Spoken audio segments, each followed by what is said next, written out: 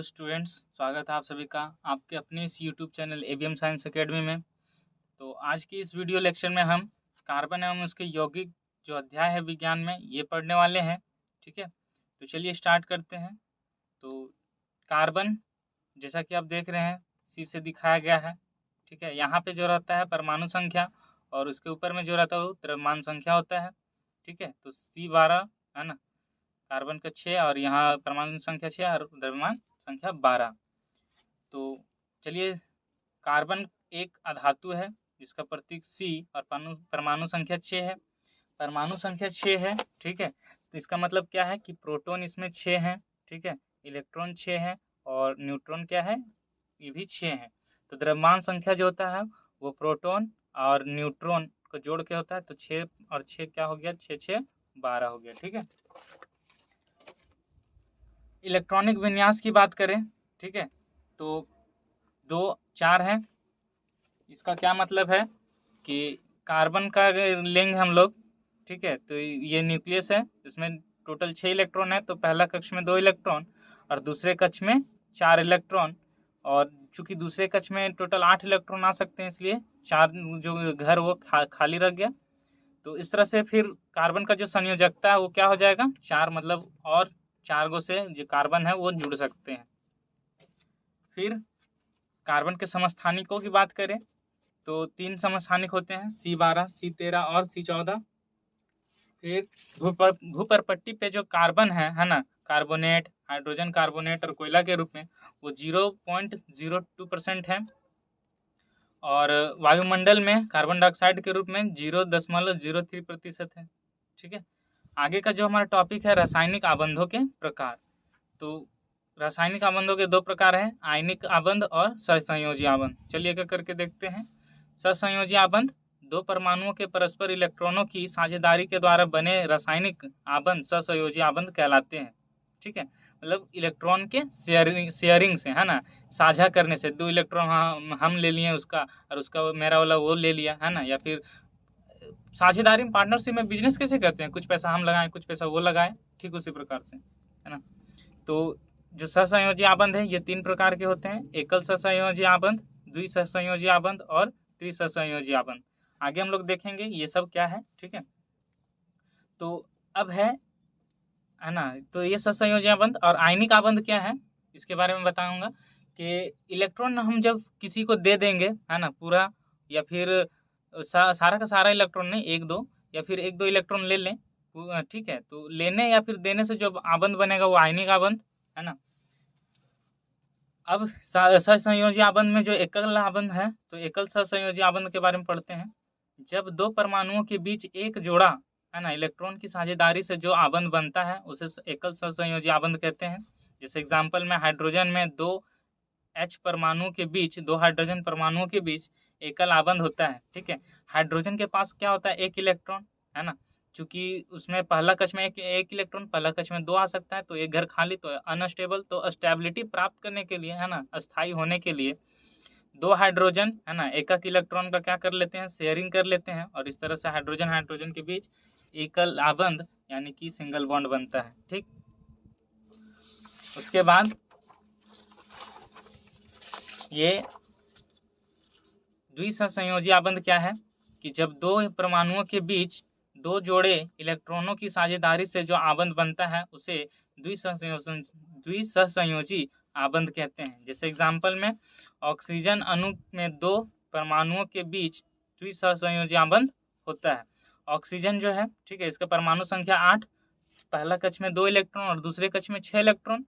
तो इसका ये इस ऑक्सीजन के लिए 6 इलेक्ट्रॉन और इस ऑक्सीजन के लिए भी 6 इलेक्ट्रॉन। तो ये लोग क्या किया है कि 2 इलेक्ट्रॉन का शेयरिंग कर लिया है। तो 2 इलेक्ट्रॉन का शेयरिंग हुआ है, इसलिए यहाँ पे इसके बीच में डबल बॉन्ड आया है। ठीक है, तो पहले 6 था, 2 इलेक्ट्रॉन का साझा किया थी, अब यहाँ गिनिए तो 6 ये टोटल क्या 8 इलेक्ट्रॉन और इस ऑक्सीजन के लिए भी टोटल 8 इलेक्ट्रॉन। तो बाहरी कक्षा पूरा भर गया। ठीक है, त्रिसहसंयोजी आबंध 2 परमाणुओं के बीच 3 जोड़े इलेक्ट्रॉनों की साझेदारी से जो आबंध बनता है उसे त्रिसहसंयोजी आबंध कहते हैं।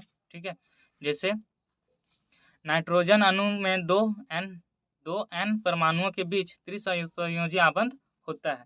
नाइट्रोजन, ठीक है, नाइट्रोजन का जो परमाणु संख्या 7 है, ठीक है। तो 7 इलेक्ट्रॉन, तो 2 इलेक्ट्रॉन पहला कक्ष में और बाहरी कक्ष में कितना इलेक्ट्रॉन, 5 इलेक्ट्रॉन, ठीक है। तो बाहरी कक्ष में हमको टोटल 8 करनी है, तो क्या करेंगे, क्या होगा कि 3 जोड़ा इलेक्ट्रॉन का क्या होगा, साझेदारी होगा। तो यहाँ नाइट्रोजन का 2 परमाणु, ठीक है।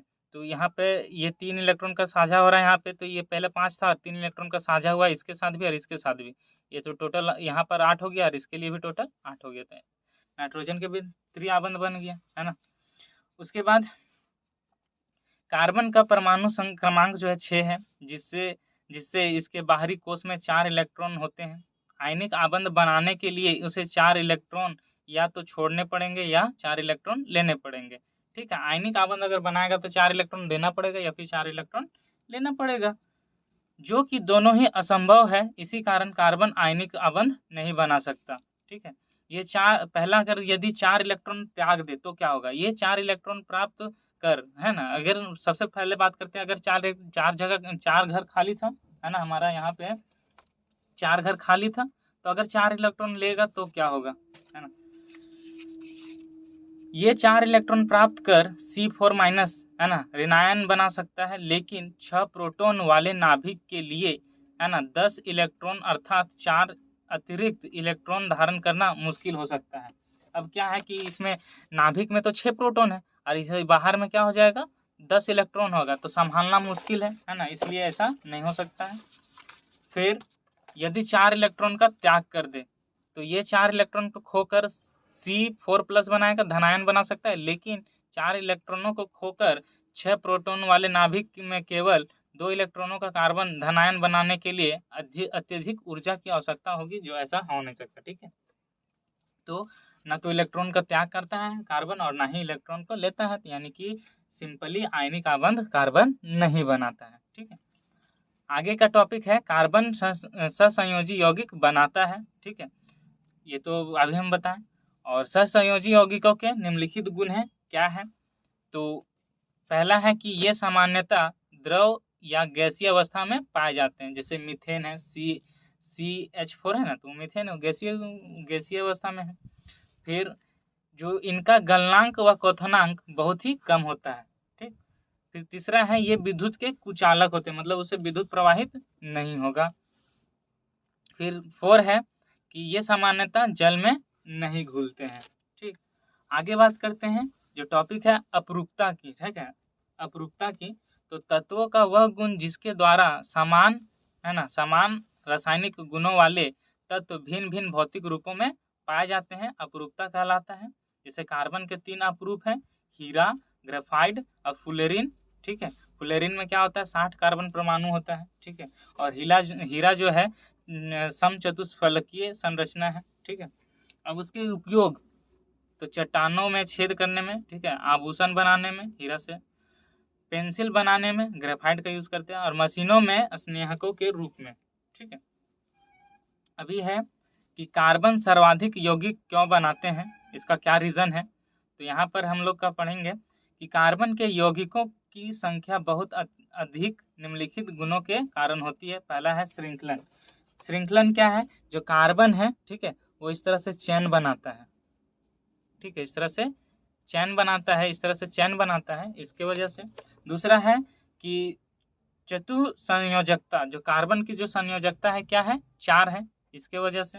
फिर समावयता यानी आइसोमरिज्म, कहने का मतलब है संरचना जो है, सूत्र तो जैसे कि C2 मान के चलिए H6 है, ठीक है, ये सूत्र है, इसी सूत्र के ना अलग अलग स्ट्रक्चर बनेंगे, कोई एगो सिंगल, मतलब एक चेन बन गया, लाइन, एक लाइन में कार्बन जो है कोई इस तरह से जुड़ गया है ना, मैंने संरचना अलग हो लेकिन फॉर्मूला वही हो, तो उसको बोलते हैं समावयता, ठीक है। तो अब आगे की क्वेश्चन, आगे जो है हमारा टॉपिक, तो श्रृंखलन को भी डिटेल में बताया गया है, चतुसंयोजकता को भी डिटेल में बताया गया है, समावयता को भी, और कार्बनिक यौगिक को भी, ठीक है। तो श्रृंखलन मैंने बता ही दिया, आप वैसे स्क्रीनशॉट लेकर के इसको पढ़ सकते हैं, मेरा वीडियो बहुत ज़्यादा लंबा हो जाएगा अगर हम यहाँ पढ़ने लगे, तो बातें वही सब चीज़ लिखी हुई हैं, है ना। तो अब आगे है कार्बनिक यौगिक, ठीक है। तो कार्बन के यौगिक कार्बनिक यौगिक कहलाते हैं, है ना, लेकिन इसमें कार्बाइड, कार्बोनेट तथा बाइकार्बोनेट लवणों को शामिल नहीं किया जाता है। अब है हाइड्रोकार्बन, सबसे इम्पोर्टेंट हाइड्रोकार्बन के बारे में पढ़ना। तो हाइड्रोकार्बन है, जैसा कि नाम में हम लोग देख रहे हैं हाइड्रोकार्बन यानी हाइड्रोजन और कार्बन, ठीक है। तो कार्बन तथा हाइड्रोजन से बने यौगिक को हाइड्रोकार्बन कहते हैं।